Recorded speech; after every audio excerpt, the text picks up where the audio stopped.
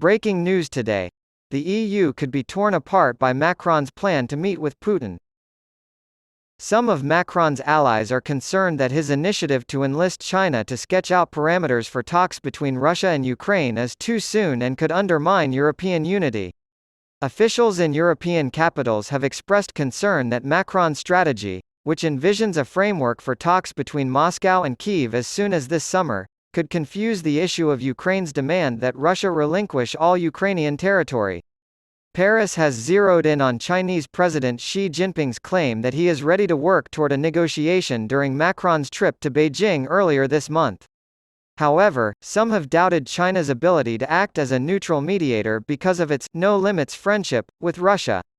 Eurogroup chief Pascal Donohoe said at an event we hosted near Dublin that the EU will reach an agreement on the review of its common fiscal rules because, we need to and we have to. Despite U.S. pressure to decouple from Beijing, he predicted that relations with China would remain an important factor in the evolution of the global economy. After a brief halt that raised new concerns about future cargoes from the key exporter already facing import bans from some of its EU neighbors, Ukraine has resumed shipping its crops via the Black Sea. The bloc is hoping to ensure that exports can proceed while allowing 5 countries to ban domestic sales of Ukrainian grain. As part of its efforts to repair ties with the European Union after Brexit, the United Kingdom plans to join other member states in promising to increase North Sea renewable energy production.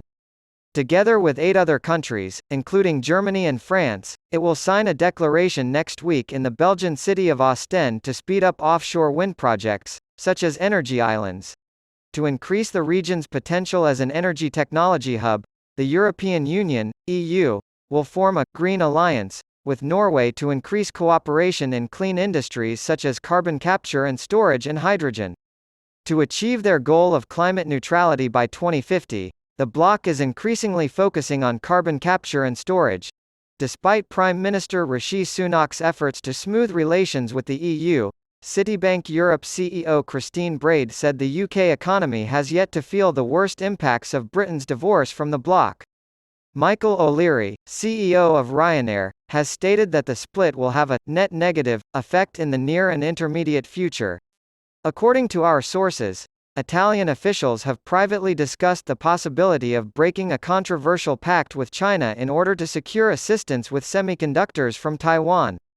Industry ministry officials from Rome recently met in Taipei to discuss expanding their collaboration on the manufacture and export of semiconductors. Due to a government program that allows drinks to be imported into Russia without the consent of the trademark owners, international spirits brands have lost control over whether or not their stock is sold in the country.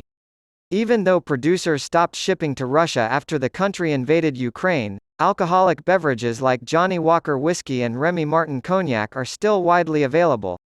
To ensure access and reduce reliance on China, the German government plans to establish a state fund of up to €2 billion to support mining of raw materials critical to its green transition.